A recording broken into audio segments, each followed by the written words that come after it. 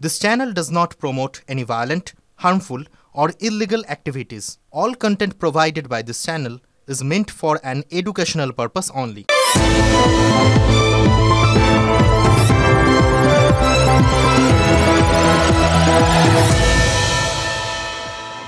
লাঙল কাঁদিয়া বলে ছাড়ি দিয়ে গলা, তুই কোথা হতে এলি ওরে ভাই ফলা।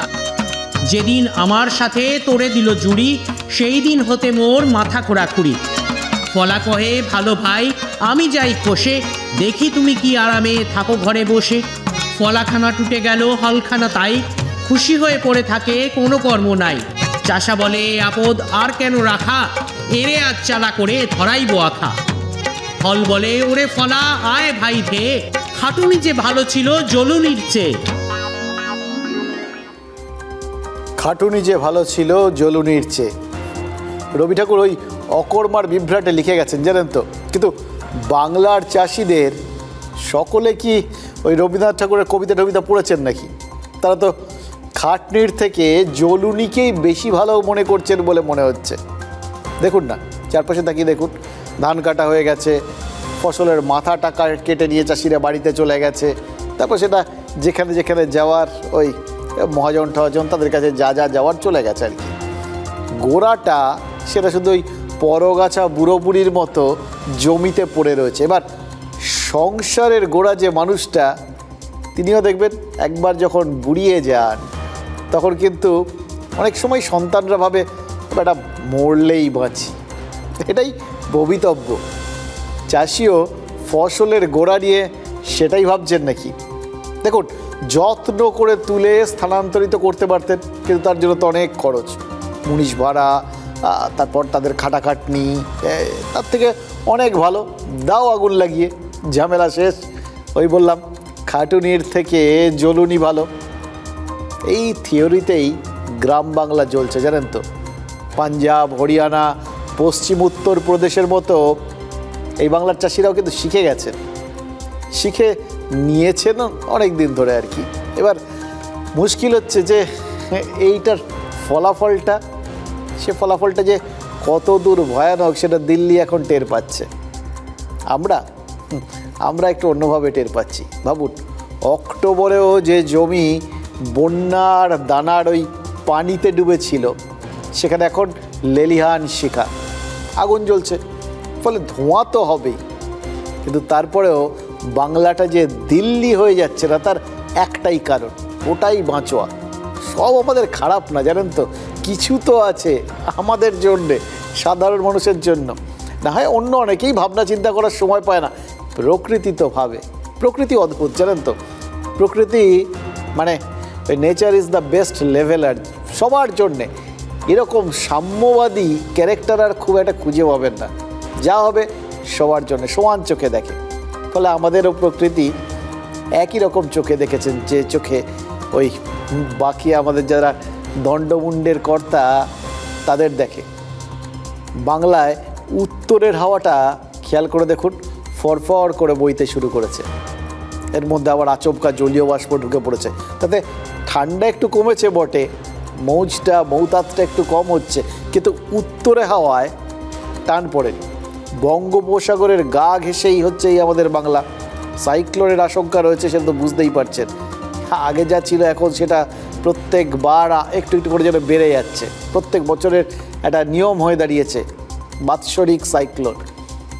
কিন্তু তার উল্টো দিকটা দেখুন, দিল্লির মতো দমবন্ধ হওয়ার আশঙ্কাও তো তেমন নেই। শুধু এই হাওয়ার জন্যেই তো, এই হাওয়াই ধোঁয়ার হাত থেকে বাংলাকে বাঁচিয়ে দিচ্ছে। যাবতীয় ধোঁয়াকে উড়িয়ে নিয়ে চলে যাচ্ছে। এবার দেখুন, হাওয়া সেটা কি শুধু প্রাকৃতিকভাবে বাঁচায়, রাজনৈতিকভাবে নয় কেন? ভেবে দেখুন, আগস্ট থেকে গত 2 মাস দ্রোহের আগুনে বাংলা জ্বলেছে। তার ধোঁয়ায় শাসকের অবস্থা হয়েছিল এই দিল্লির বাসিন্দাদের মতোই। হাওয়া ঘুরেছে, ধোঁয়া এখনও কাটেনি, কিন্তু শ্বাস নেওয়ার পরিস্থিতি ফিরে এসছে। আর তারপরে দেখুন কত শাসক নেতা গলা ছাড়তে শুরু করেছেন।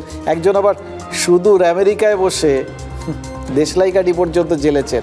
আর সেই জ্বলন্ত কাঠিটা হাওয়ায় ভেসে ভেসে প্রশান্ত মহাসাগর, বঙ্গোপসাগর সব পেরিয়ে ভারতে এসে পড়েছে। এবার দেখুন, ভারত বারুদের স্তূপ, তাতে কোনো সন্দেহ নেই। তাতে দেশলাই কাঠি পড়লে যে বিস্ফোরণ অনিবার্য সেটাও জানা কথা, কিন্তু আগে দেখতে হবে বারুদটা ভিজে না শুকনো। আর সেটা দেখতে হলে তো কিছু কথা বলতেই হয়, যে কথাগুলো আজ না বললেই না।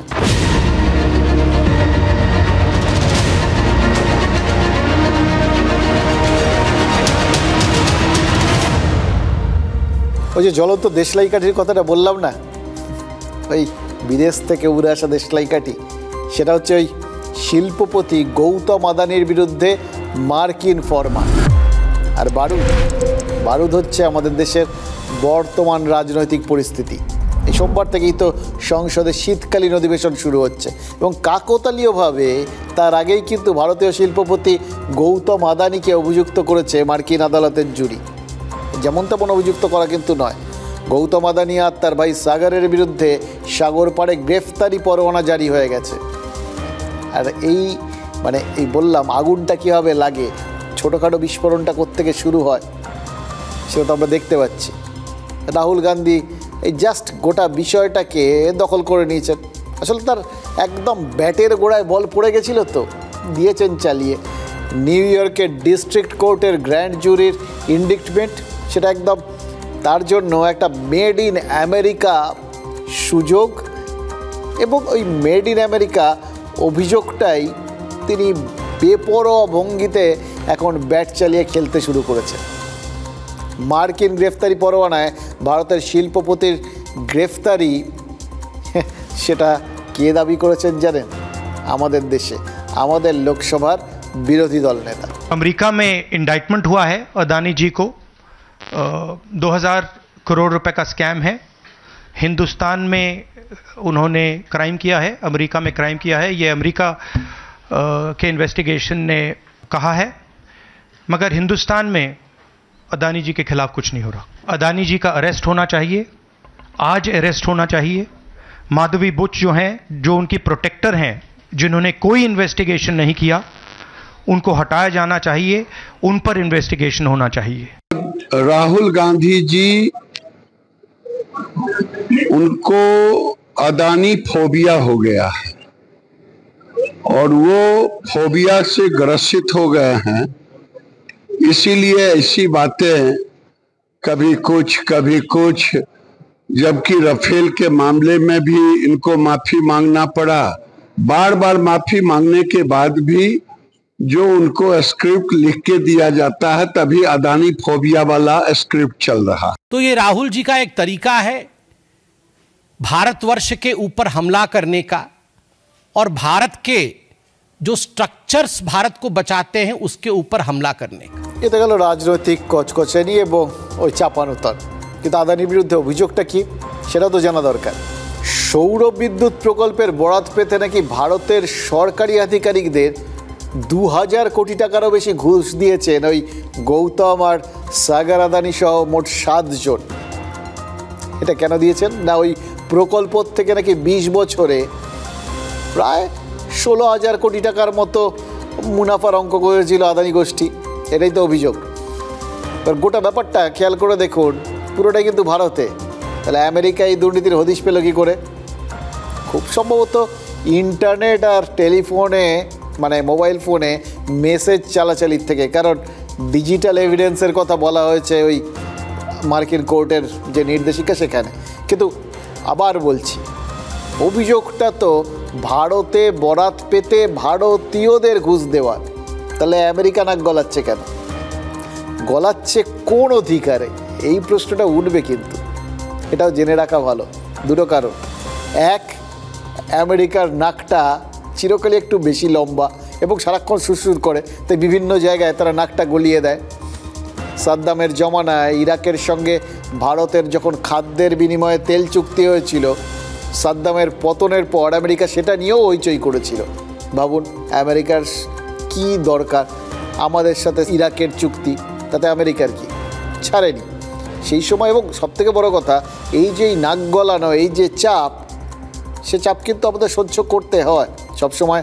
সেই চাপ যে সহ্য করা যায় না তারও তো উদাহরণ রয়েছে। সেবারই দেখেছিলাম চাপের মুখে বিদেশমন্ত্রী নটবর সিংকে সরিয়ে দিয়েছিল মনমোহন সরকার। কিন্তু আদানির বিষয়টা তো আলাদা।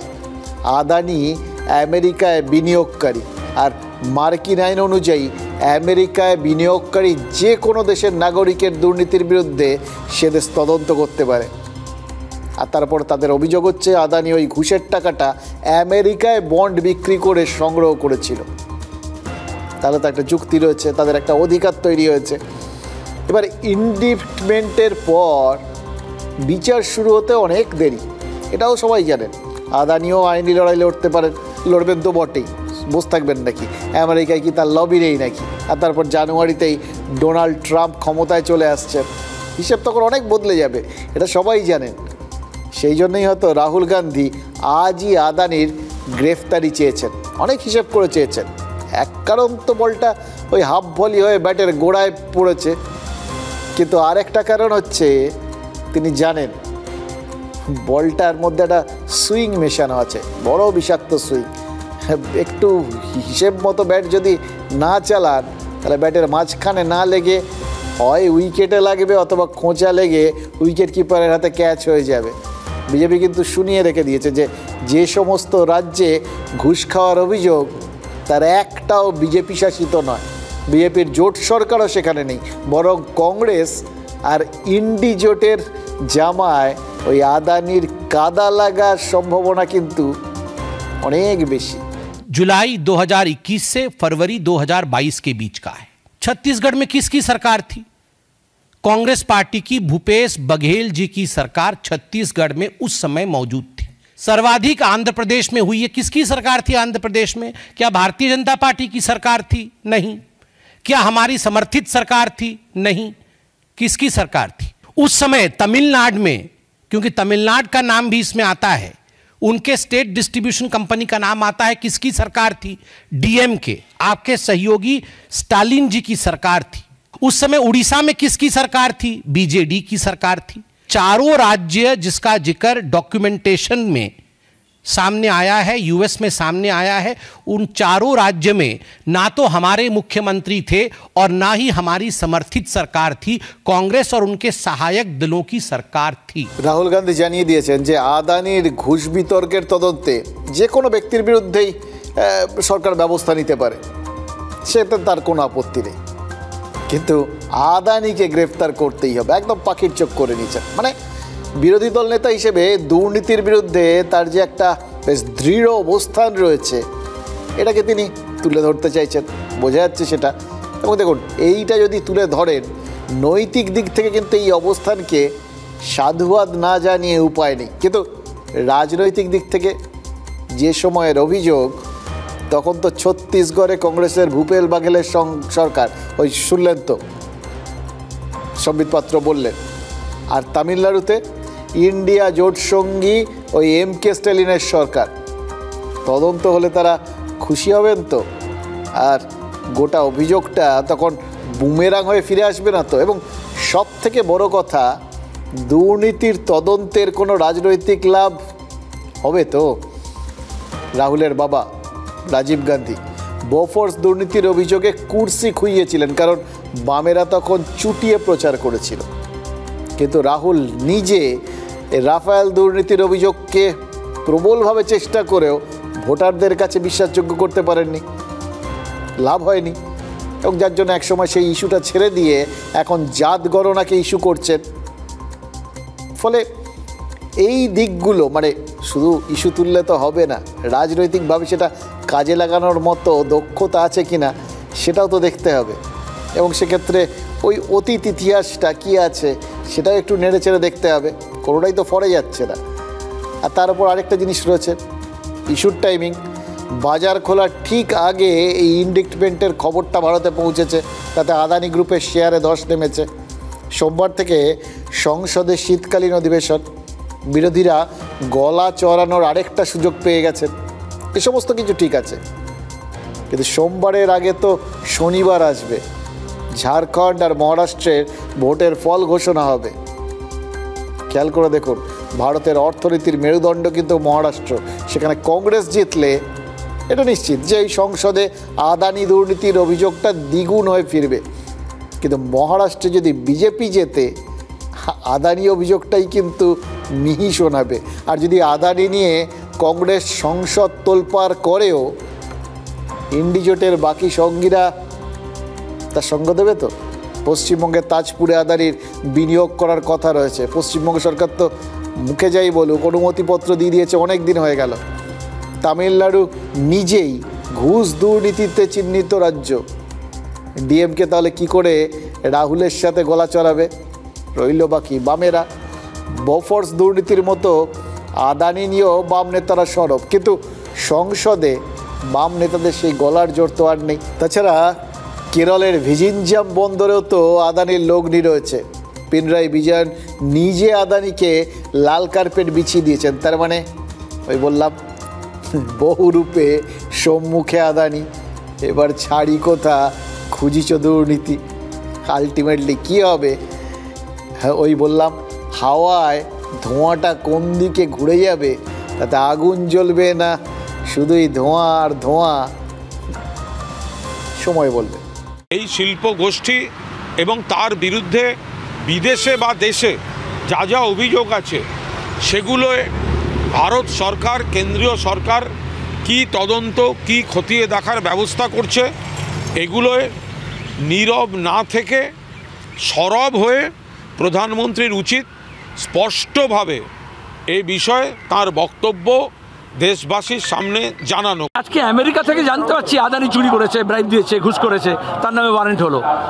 দেশের সেবি, দেশের কোর্ট, দেশের সিবিআই, দেশের সরকার, দেশের পুলিশ কোন রাজ্যের কেন বলতে পারলো না? কেন বললো না আদানি চোর হয়? এটা আমাদের দুর্ভাগ্য।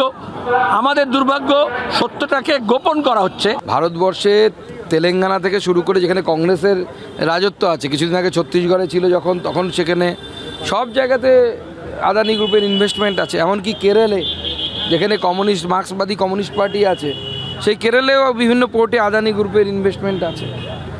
এখন রাহুল গান্ধীজি তার পলিটিক্যাল ভেন্ডেটা পূরণ করার জন্য, তার পলিটিক্যাল সাকসেসের জন্য এরকম বহু উল্টোপাল্টা কথা বলেন। নতুন তো কিছু নয়। আমেরিকাতে কোথায় কী হয়েছে সেই নিয়ে ভারত কেন চিন্তা করে? দেখুন, মহারাষ্ট্রে মহাজুটি জিতে গেলে সংসদে ইন্ডিয়া ঐক্য কিন্তু বিহ্বল হয়ে থাকবে। আর সেই সুযোগেই ওয়াক অফ সহ একাধিক বিল পাশ করিয়ে নেওয়ার পরিকল্পনা রয়েছে বিজেপির। আসলে রাজনীতির স্রোতটাকে না নিজেদের সুবিধা মতো খাতে বইয়ে দিতে চায় তারা। সেজন্য ওয়াক অফ সংশোধনী বিলই হাতিয়ার, এটা তো বোঝা যাচ্ছে। কিন্তু বিরোধীরা তারা ছেড়ে কথা বলবে কেন? বিশেষ করে তৃণমূল। কারণ তৃণমূলের রাজনৈতিক অঙ্কটাও তো এই ওয়াক অফ বিরোধিতার ফর্মুলাতেই কষা, তাই না?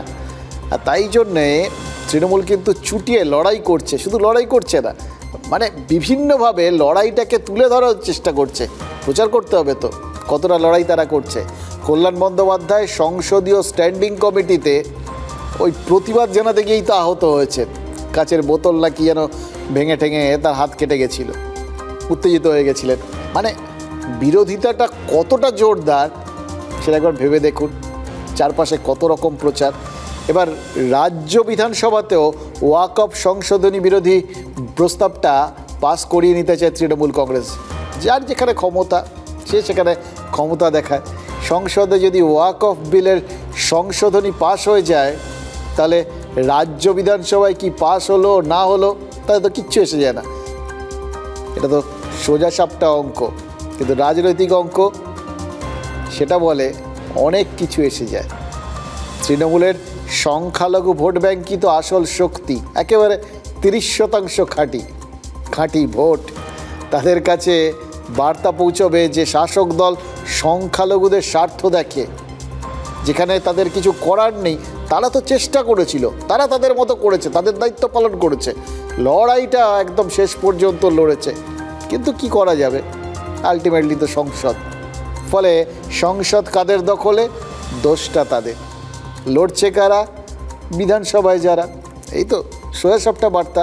দেখুন, অতীতে 3 তালাক বিরোধী বিলের ক্ষেত্রেও কিন্তু তৃণমূলের একই অবস্থান ছিল। তাহলে বুঝতে পারছেন বিধানসভাকেও কীরকমভাবে কৌশলে ব্যবহার করা যায়। আর এই ব্যাপারে মনে হচ্ছে শাসক দল না একেবারে ডক্টরেট করে ফেলেছে।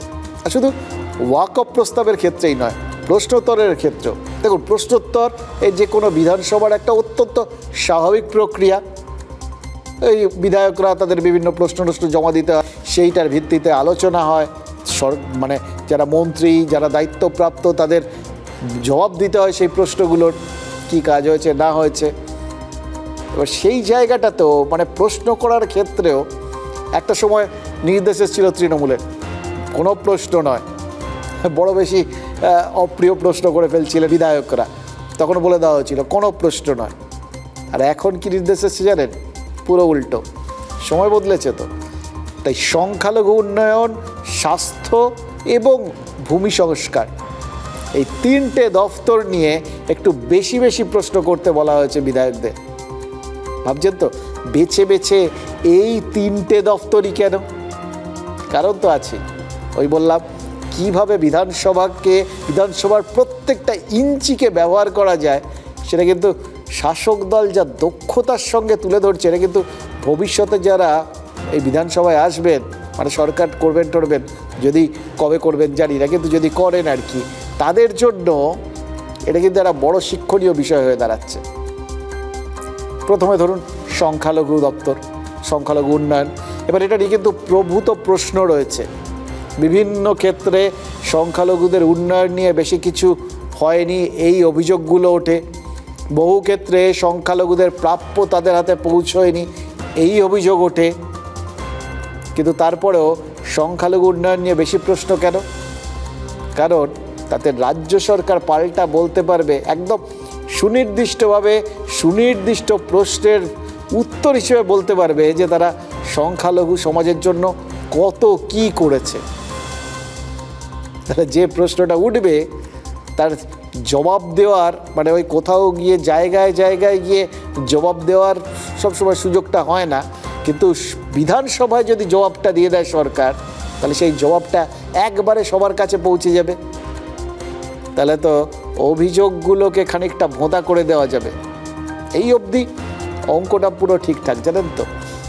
কিন্তু তার মধ্যে হঠাৎ করে আমরা দেখলাম যে ডেবরার বিধায়ক এমন কিছু মন্তব্য করলেন যেটা দেখে মনে হলো যে তিনি কি হিসেবটা গুলিয়ে দিচ্ছেন। তিনি তো বলেছেন সংখ্যালঘু সমাজ পিছিয়েই রয়েছে। তাহলে যদি সত্যিই মানে একজন সংখ্যালঘুদের প্রতিনিধি আবার বিধায়ক, তিনি নিজে যদি বলেন যে সংখ্যালঘু সমাজ পিছিয়ে আছে, তাহলে সরকার আবার কিসের হিসেব দেবে? এ তো গোলমেল লেগে গেল, তাই না? অন্য জায়গায় যে যারা এগিয়ে আছে, অন্যান্য ধর্মের মানুষ যারা এগিয়ে আছে, মুসলিমরা অতটা এগোতে পারছে না। শিডিউল কাস্ট কমিউনিটির মানুষেরা তারা কিন্তু অনেকটা এগিয়ে গেছে। তাদের দীর্ঘদিন রিজার্ভেশন রয়েছে, রিজার্ভেশনটা একটা সুফল তারা পেয়েছে, ইউটিলাইজ করতে পেরেছে। এটা খুব রাইটলি। ভোটের সময় বা অন্যান্য সময় মারামারি হয়, খুনোখুনি হয়, তারপরে যারা খুন করছে তারাও মুসলিম বেশিরভাগটাই, এবং যারা খুন হচ্ছে তারাও মুসলিম। মুসলিমরা কেন মার্ডার হচ্ছে? তারা তো দাঁড়াচ্ছে না ভোটে বা কিছু করছে না, কিন্তু তারাও মার্ডার হয়ে যাচ্ছে। তাদের অজ্ঞতা এবং তারা নেমে পড়া হুট করে। পরিবর্তন আনা সম্ভব, অর্থনৈতিক একটা ব্যাপার আছেই, তার সঙ্গে পড়াশোনার ব্যাপারটা আছে।